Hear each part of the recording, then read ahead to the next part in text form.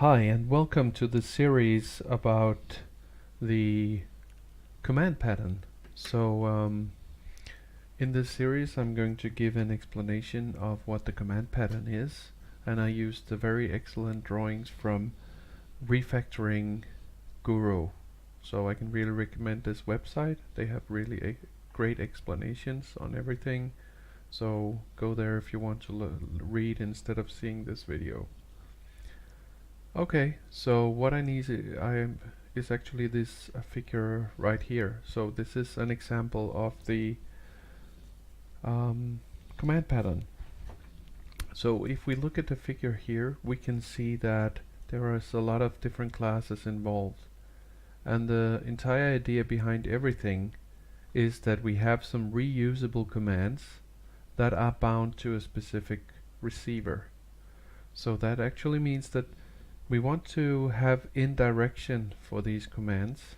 So we have a common interface, a command interface, and this command interface is then implemented by different kinds of commands that we can use. And these commands are then bound to a specific receiver so that that receiver can actually do something.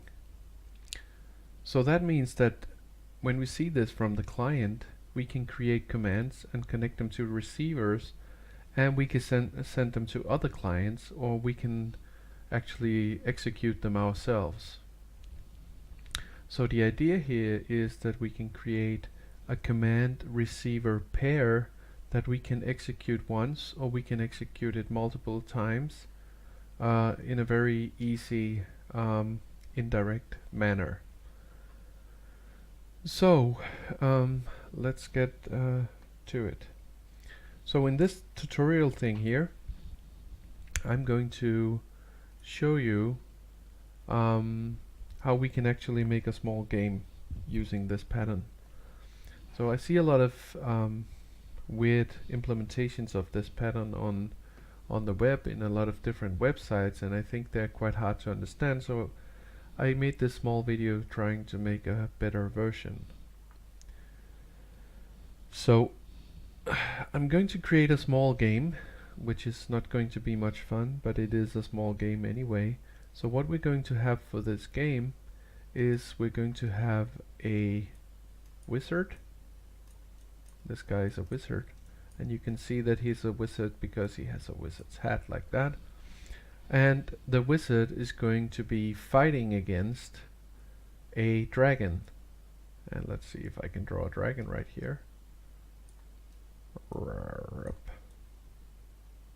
Like this.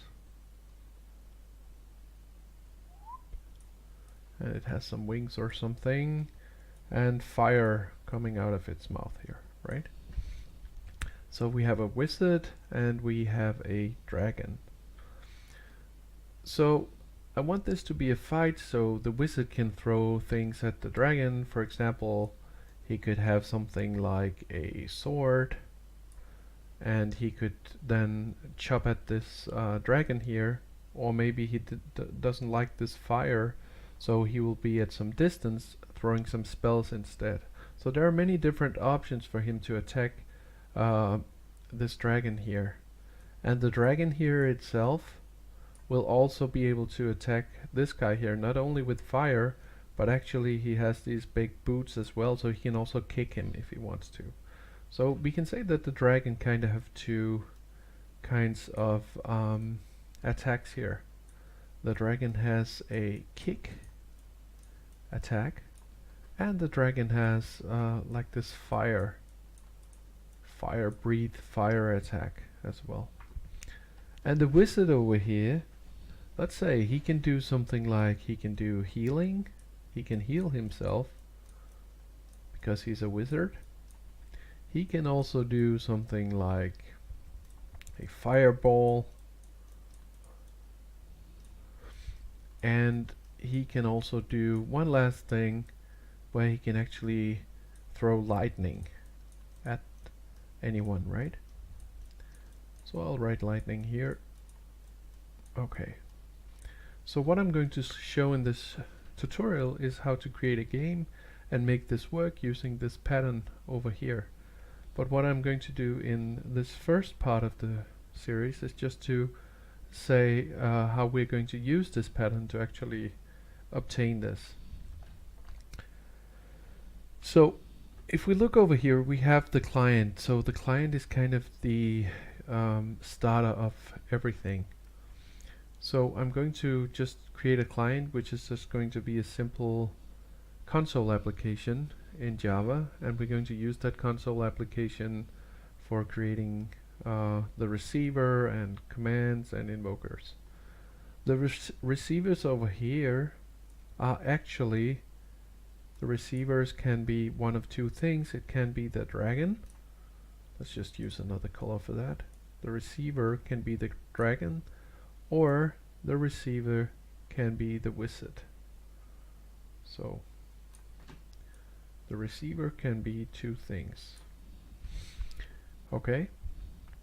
So, and I'm thinking that the game itself would be the invoker.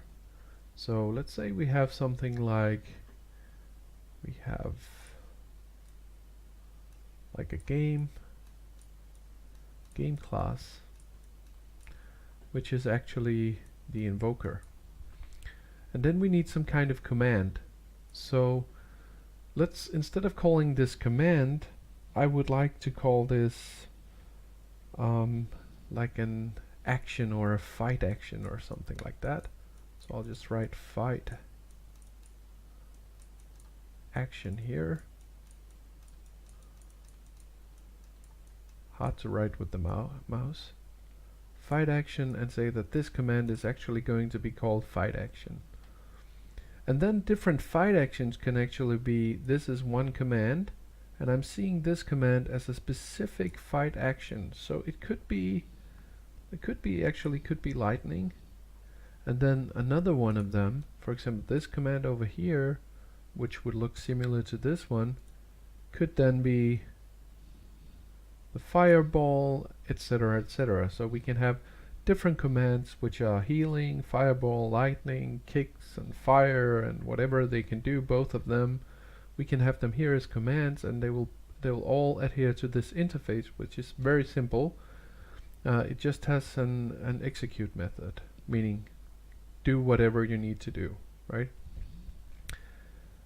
So up here, yeah, so this is fight, and this is game, and this is these two. So what we have so far is nothing.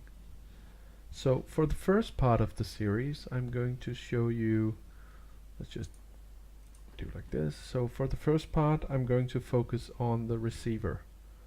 So first of all, I'm going to explain how to create the receiver. That means we're going to create the wizard, going to create the dragon, and everything like that. The next part of this series, I'm going to focus on the command itself. So I'm going to do this, look at the command interface, which is really simple, so that can be done quite fast. And I'm also going to, the second part of the series, to look into all of these different things that we can actually do. And then for the third part, we're actually going to create the game engine itself, or the game, which is called number 3. So that's the next thing. Going to find out how can we use all of this stuff together.